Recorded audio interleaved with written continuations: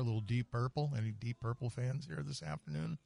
Yeah. Okay. Well, there you go. So you recognize it. That's good. Somebody does. So, yeah. All right. So, well, let's introduce ourselves. We've got Jacob, Brandon, and Josh in the studio. So let's go ahead and start off with you. Yes, I'm Jacob. I work at Rydell Honda Nissan of Grand Forks, North Dakota, and I work in the sales department. So I'm a sales professional there.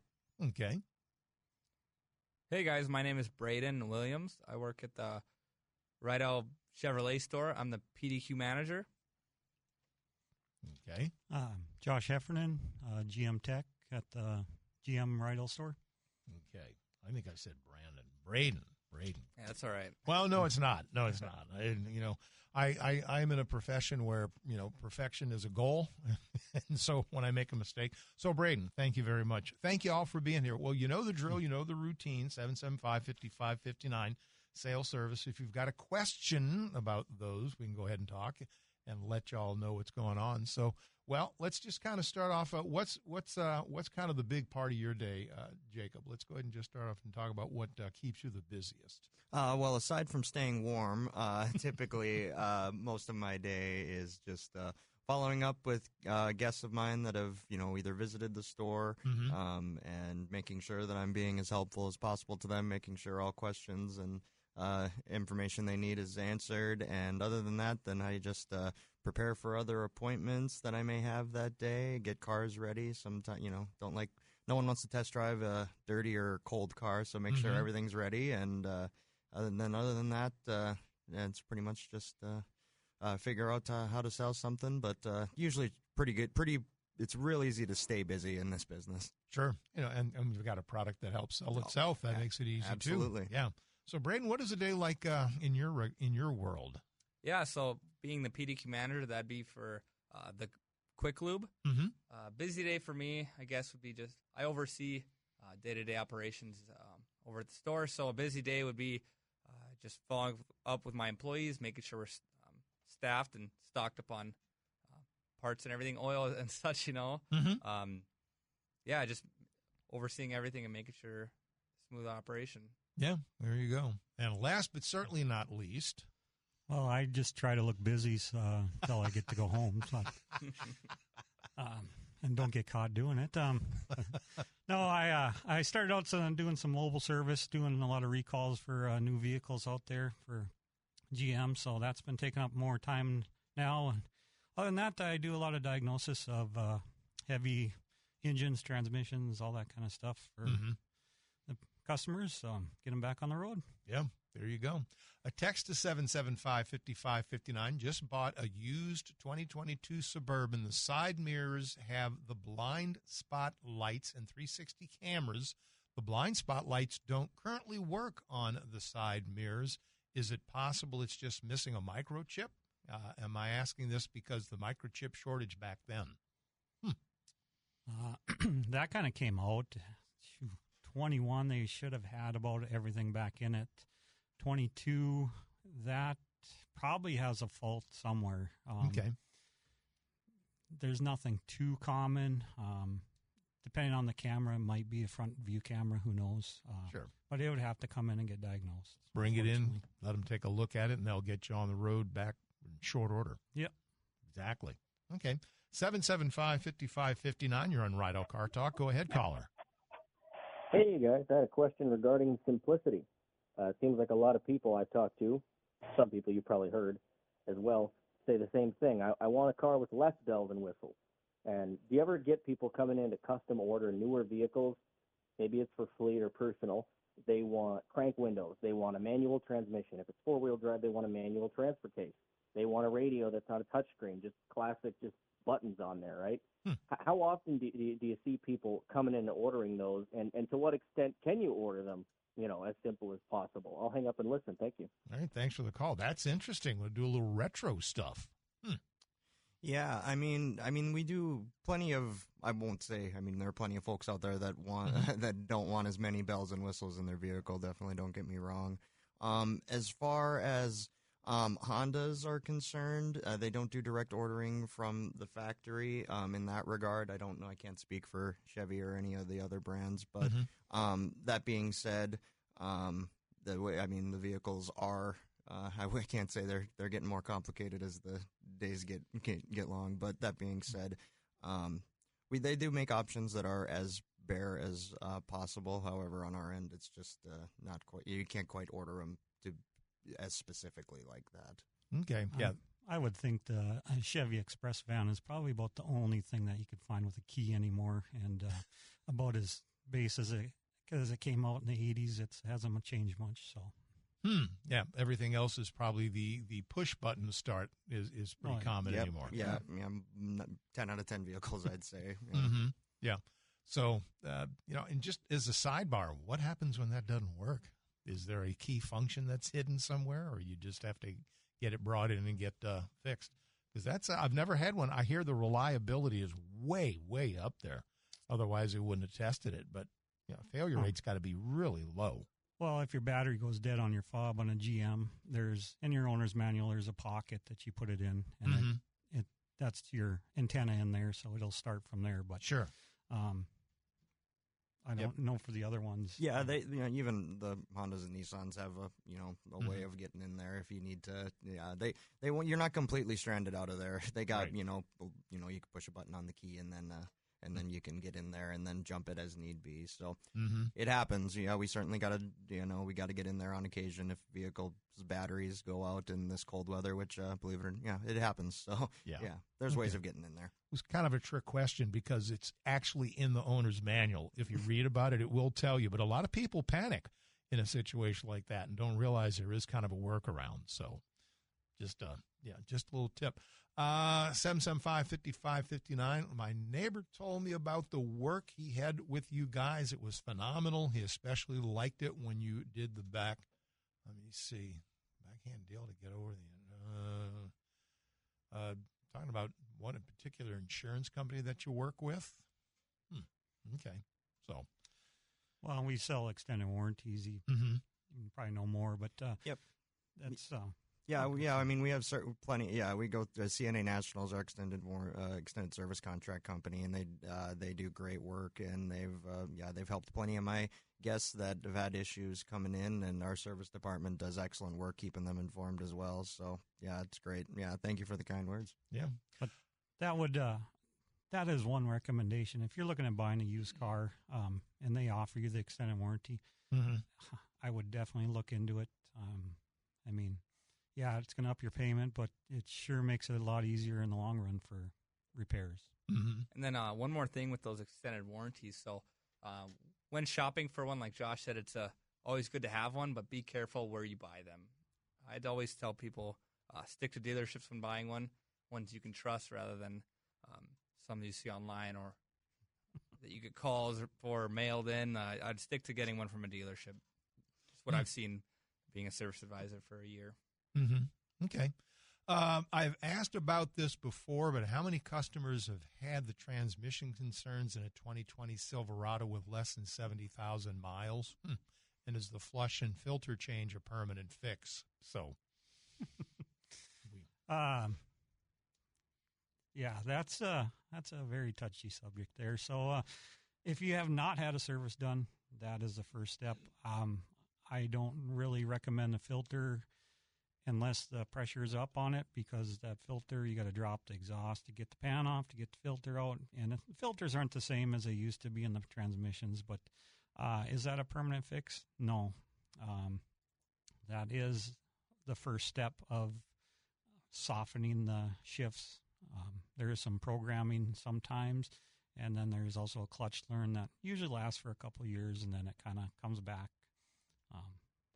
There is no fix for that 8-speed. That's kind of their GM's little nightmare for me. I'm sure that there are sometimes, because of the number of vehicles that are produced, there are sometimes it takes a while for the rare instance type of thing to come out, especially the sheer number of product.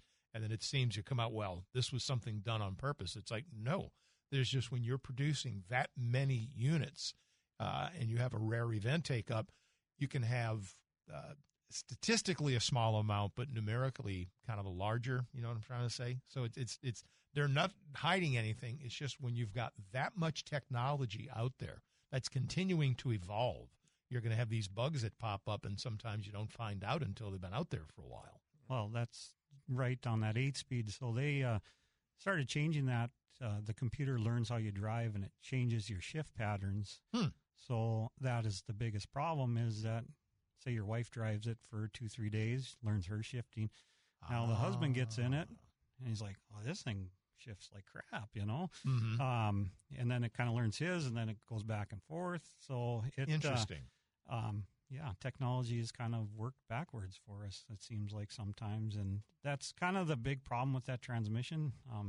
Physically, it's a good transmission. It's just computer-wise, it kind of gives you little hiccups here and there. Okay. Nothing to get too concerned about. I mean, we haven't been in too many of them, but the transmission flush is the first step of the repair, of any of that repair on the 8-speed.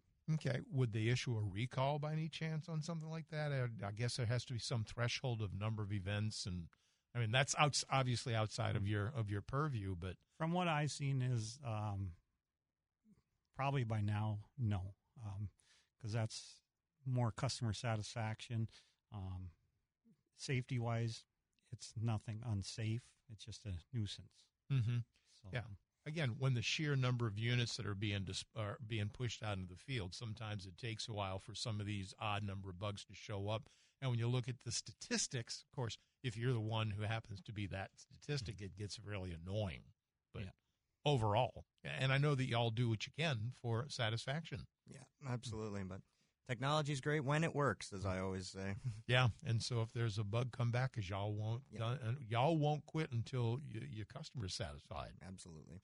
775-5559, you're on Rydell Car Talk Tuesday. Go ahead, please. Good afternoon. See, I've got a 2006 Cadillac SUV, an SRX. I had to replace the power steering pump on it and some other things, and when it was all done, I got a bill for $1,600.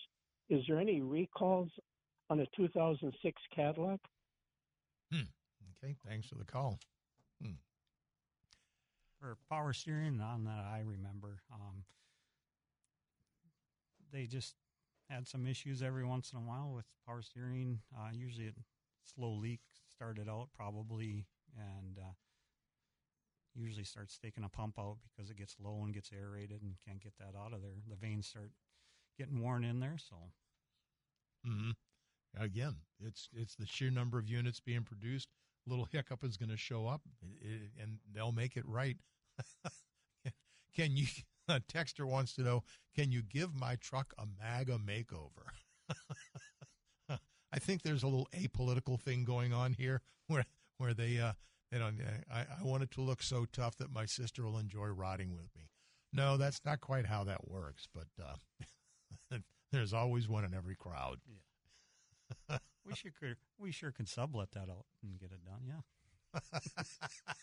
I'm sure there'll be somebody willing to do it. Good Lord. Mark Ewan's with you on this Rydell Car Talk Tuesday. Jacob, Braden, Josh in studio. We're talking basically sales and service to kind of simplify the whole process. So if you've got a question, 775-5559. Let's see. At $50,000 a vehicle, this should not happen. They've had Chevys all my life. Again, it comes back to just the sheer number of vehicles that are produced, and the technology is evolving virtually all the time.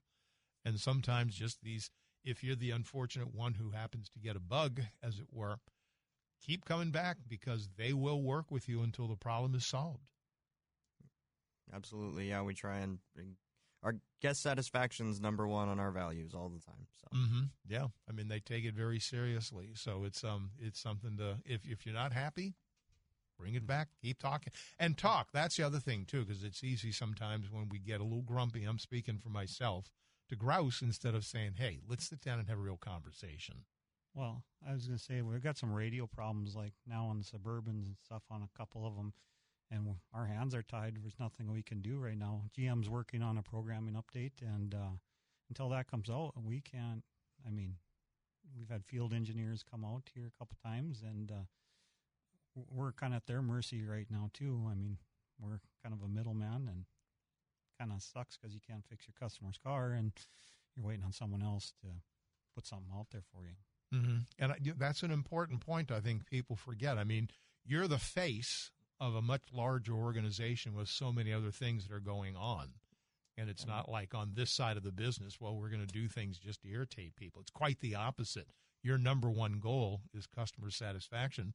And I will say it because y'all can't. Sometimes there are customers that can't be satisfied. I mean, that's just Mark speaking. So that's not Rydell's. That's Mark Ewan's. So don't look at these guys and get them into trouble because their number one goal is customer satisfaction. But I've worked with people all of my life, and I'm old enough to know. And sometimes I will admit I've been that PETA. So pain in the yeah. So I've been there, done that. Let me see. When is Randy Sattler going to be on the program again? Okay, Sattler. Okay. He's got a new kind of position. He's helping out the hobby shop for right now. So I don't know. I haven't talked to him in a couple weeks since he moved over there. So I guess he's actually working now. So well, actually working. Okay, I'll let that go as it is. So there you go. So somebody was rather interesting. Let me see. I know it's not all your fault, guys. You know, you guys are all awesome, but with the closed transmission systems, mechanical people like me can't work on them anymore, and I need to fill that in from below.